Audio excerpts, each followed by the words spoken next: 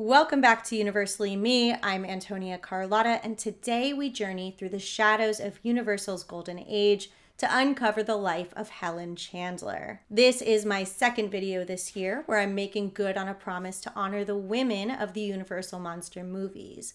Women who endured so much, not just on screen, but behind the scenes, and who deserve to be as remembered as the men they worked with. Helen Chandler's promising career paired with her personal struggles are a prime example of the fleeting nature of stardom, not just in the early days of the industry, but also today. Nobody is entirely sure exactly when and where Helen Frances Chandler was born. Perhaps it adds to her mystery.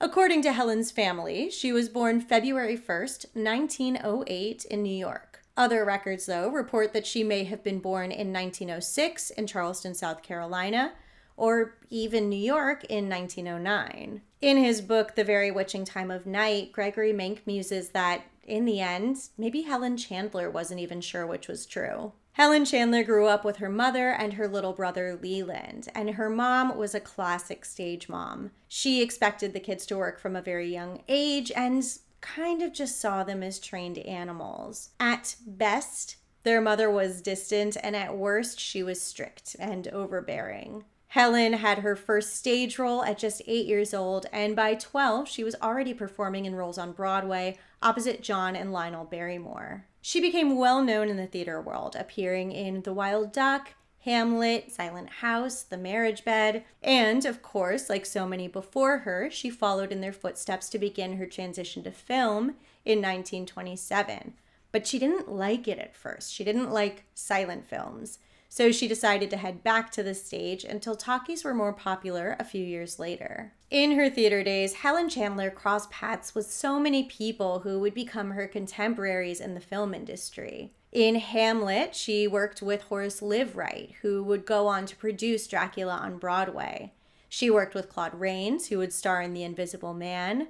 And it was perhaps when Todd Browning saw her appear in Silent House that he learned of her talent and kept her in mind when he was casting Dracula 2 years later. When Dracula was in pre-production in 1930, Helen Chandler wasn't a Universal actress, but actually with Warner Brothers. Universal paid Warner Brothers $750 a week to cast Helen Chandler as Mina in Dracula.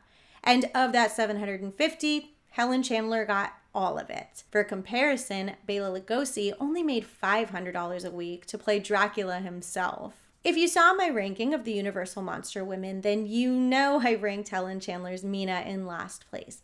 But my problem was not anything with Helen Chandler herself. She did the role really well. She was beautiful. My problem was just that it wasn't a role that gave her a lot to do, which is fine. And to be fair, Helen Chandler didn't even really want to play the role. She found it all kind of silly. But lucky for her, she did play the role because this is very much the role that she's going to be remembered for forever. Helen Chandler was fighting appendicitis for more than 6 weeks while filming Dracula.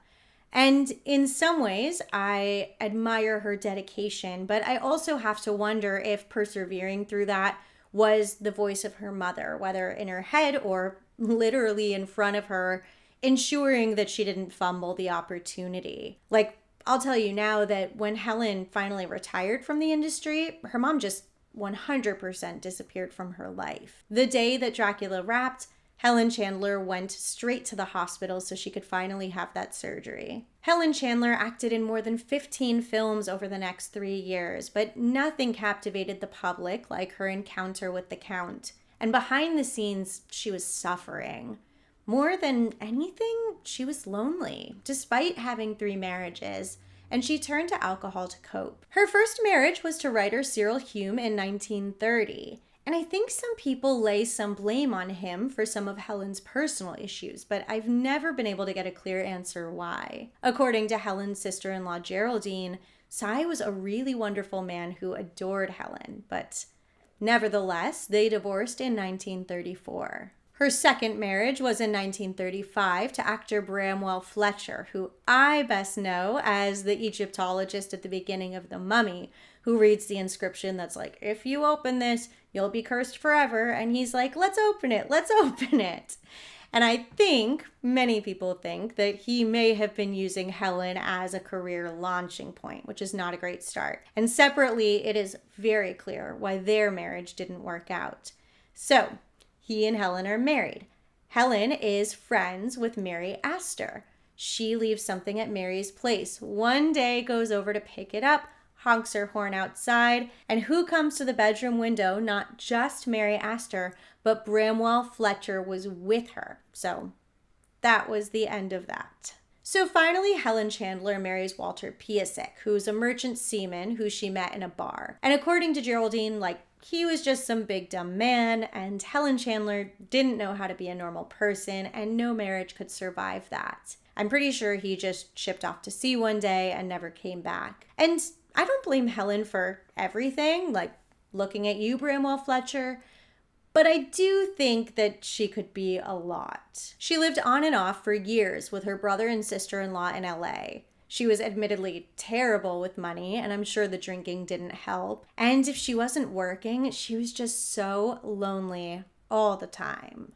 She would sleep in late and wake up and spend the day with her nephew, doing her best to stay sober.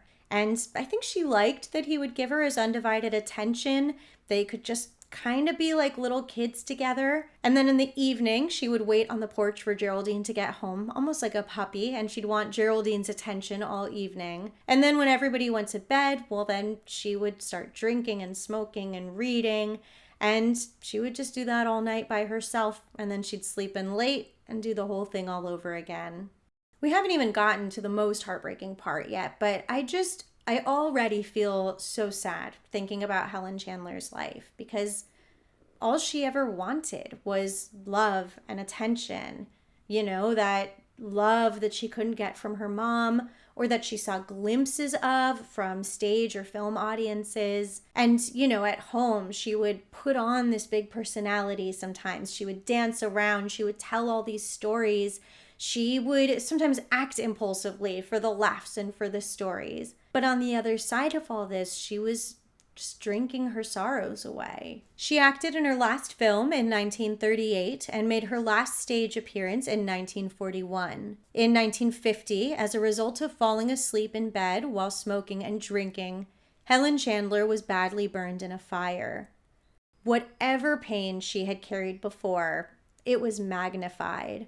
Not only did she feel awful on the inside, but in her eyes, now she wore that outwardly as well. During the 1950s, her brother committed her to an asylum. She stayed there for years, and when she finally got out, she was helped by the Motion Picture Relief Fund and ultimately moved into a boarding house for people who'd been in the film business. Finally, she moved to a small apartment in Venice, which is where she lived when she passed away on April 30th, 1965, due to complications during a procedure related to her alcoholism. She was not yet 60 years old.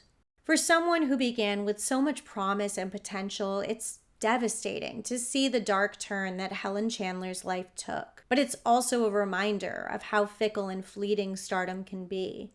And it's a story that we've heard so many times before. A controlling stage mom, substance abuse, a never-ending longing for love and affection. As far as I know, Helen Chandler didn't have a mean bone in her body, but Hollywood chewed her up and spit her out just the same.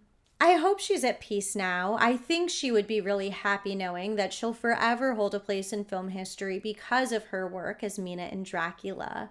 And last year, thanks to a fundraising effort by Hollywood Graveyard, her ashes were moved from an inaccessible vault at Chapel of the Pines to the Cathedral Mausoleum at Hollywood Forever, where now she can be visited all the time. I really want to go visit her soon. I think anyone else who has the opportunity should too. And I think it would be really nice if we all share pictures when we go to help keep her memory alive and show her that love. Don't forget to join the Lemley family with a paid YouTube membership or on Patreon. I've got tons of bonus content over there.